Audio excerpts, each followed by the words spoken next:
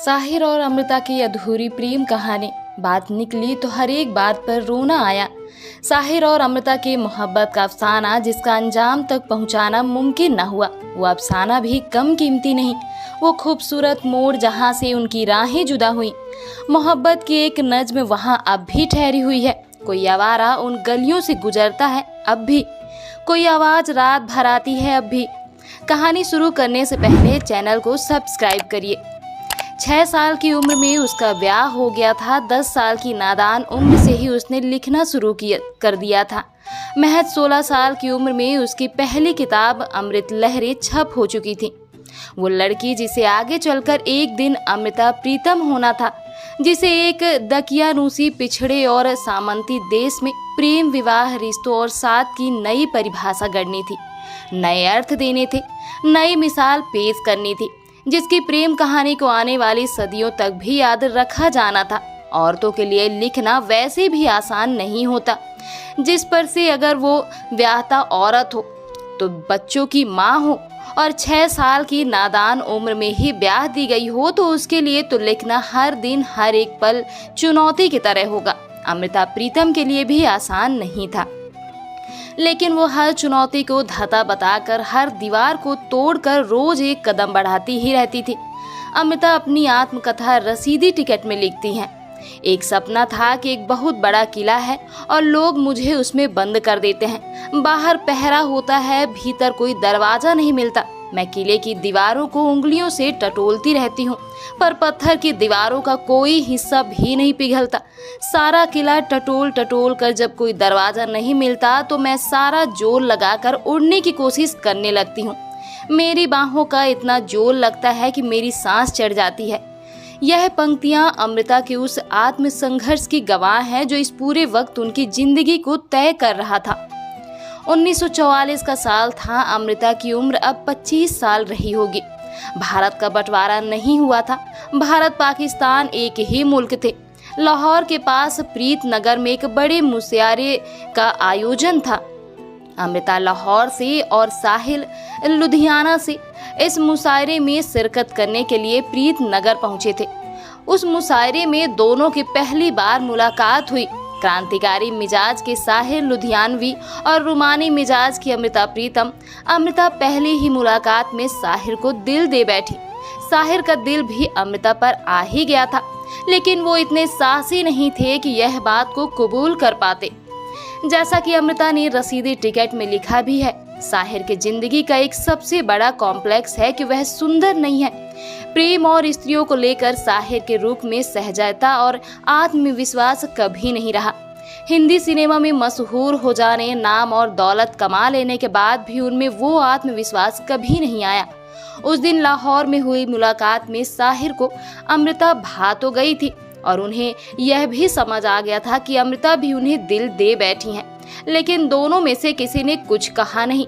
दोनों घंटों खामोश आसपास बैठे रहे। शब्द चुप थे, खामोशी बात कर रही थी। जाते हुए साहिर ने अमृता को एक नज्म पकड़ा दी। कोई नहीं जानता कि वो नज्म क्या थी, क्योंकि अपनी आत्मकथा में अमृता उस नज्म का जिक्र तो करती हैं, लेकिन उसे लिखती नहीं, मानो वो उनके अकेले का सरमाया हो जिसे वो दुनिया के साथ बांटना नहीं चाहती। संयोग देखिए, जिस शहर में दोनों की प्रीत की शुरुआत हुई उस जगह का नाम भी प्रीत नगर था। मानो ब्रह्मांड स्वयं इस प्रेम कहानी का पाठ कथा लिखने को तैयार बैठा था। कहना मुश्किल है कि किसी को किसी से प्यार क्यों हो जाता है। कौन सा तार है जो कभी किसी एक मुलाकात भर से ऐसे बन जाता है कि फिर कोई तूफान, कोई मुश्किल उस तार को तोड़ नहीं पाती। 1944 में पहली मुलाकात के बाद दोनों के बीच प्रेम का सिलसिला चल निकला। अमृता साहिर को लंबे लंबे खत लिखा करती। लौटती डाक से साहिर का जवाब आता। बीच बीच में मुलाकातें भी होती। रसीदी टिकट में साहिर के बारे में अमृता लिखती हैं, वो चुपचाप मेरे कमरे में सिगरेट पिया करता। आधी पीने के बाद सिगरेट बुझा देता और नई सिगरेट सुलगा लेता। जब वो जाता तो कमरे में उसकी पी हुई सिगरेटों की महक बची रहती। मैं उन सिगरेट के बटों को संभाल कर रख लेती और अकेले में उन बटों को दोबारा सुलगाती। जब मैं उन्हें अपनी उंगलियों में पकड़ाती तो मुझे लगता कि मैं साहिर के हाथों को छू रही हूँ। इस तरह मुझे भी सिगरेट पीने की लत लग गई। बंटवारे के बाद अमृता अपने पति के साथ दिल्ली चली आई और साहिर अपनी किस्मत आजमाने मुंबई पहुंच गए।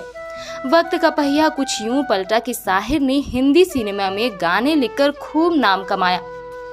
1949 में पहली ही फिल्म से साहिर के गीत इतने पॉपुलर हुए कि फिर उन्होंने कभी पीछे मुड़कर नहीं देखा।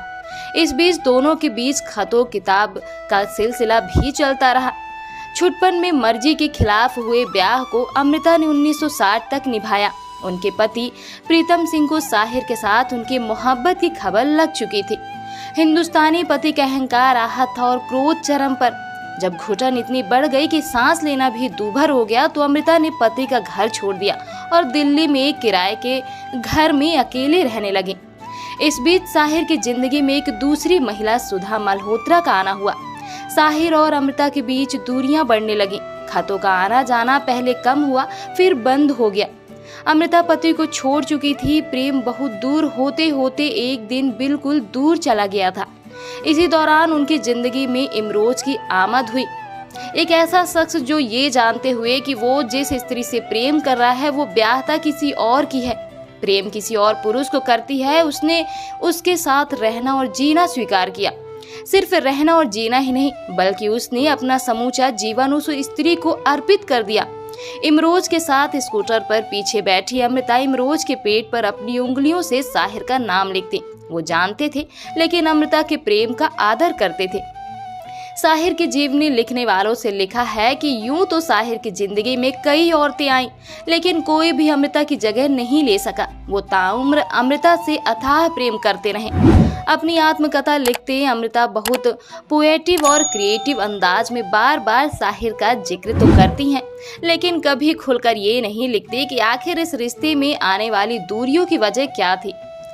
ये क्यों कर हुआ कि एक दूसरे से इतना प्रेम करने के बाद भी उनका रिश्ता असल जिंदगी के रिश्ते में तब्दील ना हो सका। प्रेम की पहेली को सुलझाने की कोशिश करना सूरज को आईना दिखाने की तरह है।